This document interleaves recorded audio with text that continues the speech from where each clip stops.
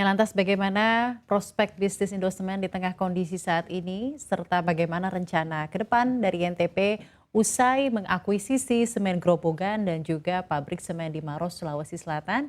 Saat ini sudah hadir bersama kami langsung di studio CNBC Indonesia, Direktur Utama PT Indosemen Tunggal Prakarsa Tbk, Bapak Christian Kartawijaya. Pak Kris, apa kabar? Baik, selamat siang Bu Safrina. Ya, selamat siang, terima kasih banyak sudah bergabung di siang ini Pak. Tentunya pertanyaannya apa Pak yang menjadi motivasi utama dari aksi korporasi INTP mengakuisisi semen Grobogan dan juga kedepannya bagaimana nanti INTP mengintegrasikan bisnis dari yang ada di semen Grobogan ke bisnis Anda?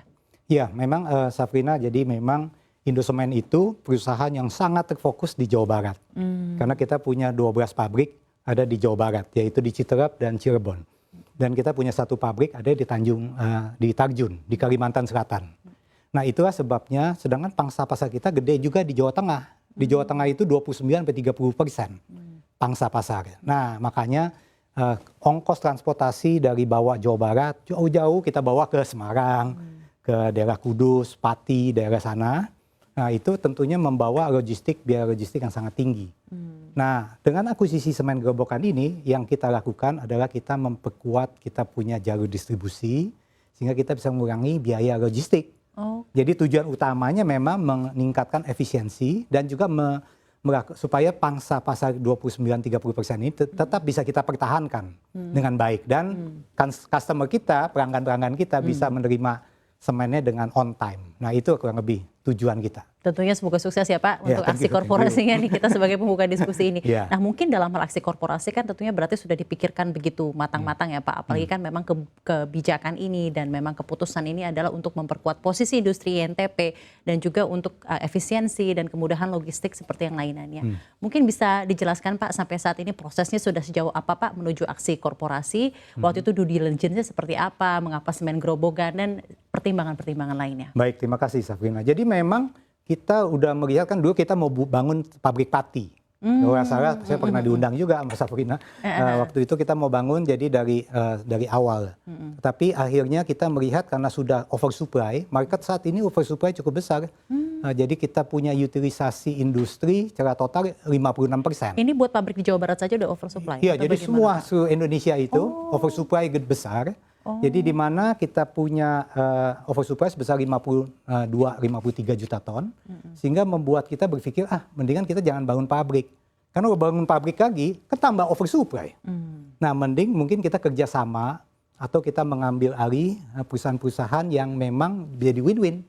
Ya di mana salah satunya target yang utama yaitu bagaimana kita di Jawa Tengah ini. Karena memang pangsa pasar kita penting di Jawa Tengah. Dan juga Safrina mungkin tahu ada proyek-proyek infrastruktur di Jawa Tengah itu cukup banyak. Iya, betul. Ya kan? Jadi karena ada kawasan industri Kendal, kawasan industri Batang, kemudian ada lagi toll road yang Solo Jogja, Jogja Bawen, kemudian Semarang Demak. Nah ini kan butuh semen curah.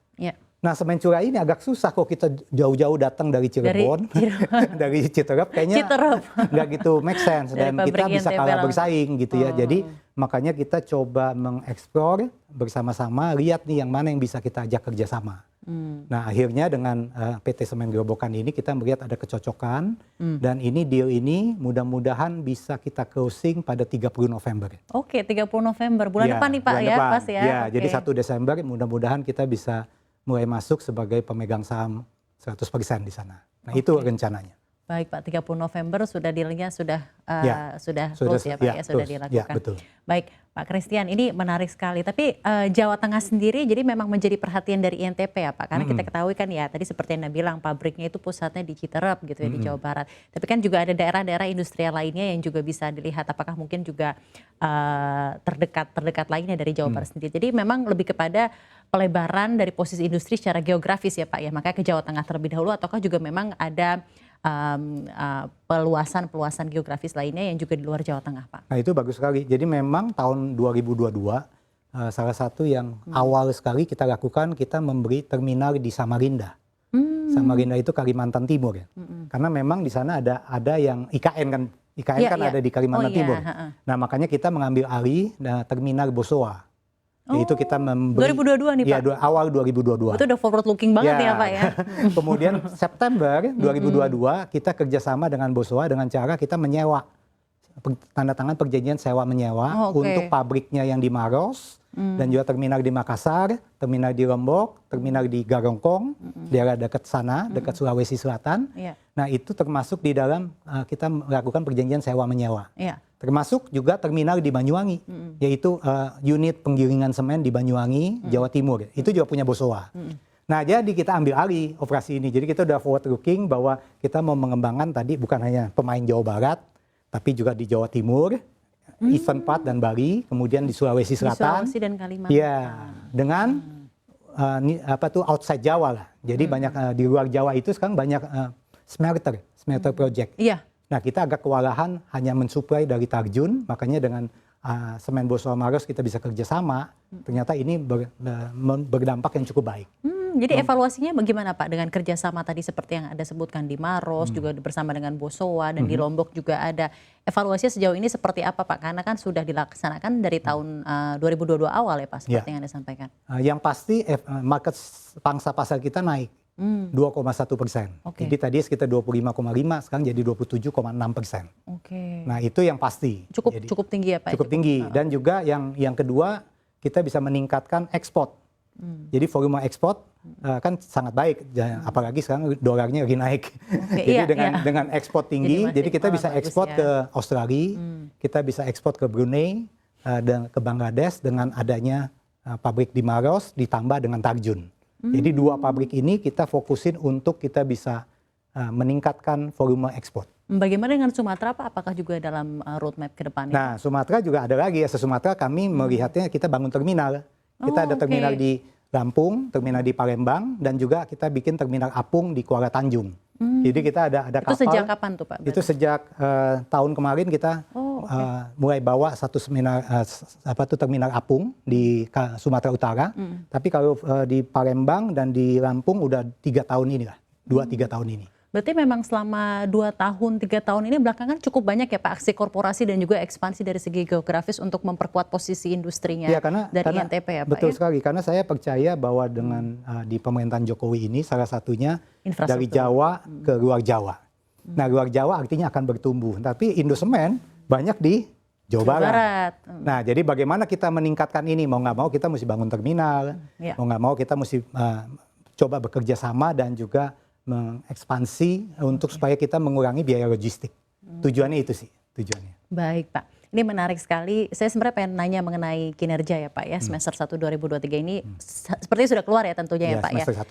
Tapi sebelum itu saya mau nanya dulu Pak, tadi Anda menyebut salah satu problematika utama dalam industri ini yang membuat Anda juga dalam hal ini bermitra saja, tidak serta-merta mendirikan pabrik gitu ya Pak ya, adalah oversupply.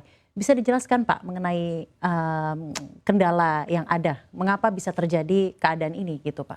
Ya jadi seperti tadi saya bilang, demand atau kebutuhan konsumsi semen ini ternyata sudah dari 7 tahun, 8 tahun ini tidak beranjak sekitar 63, 64, 65.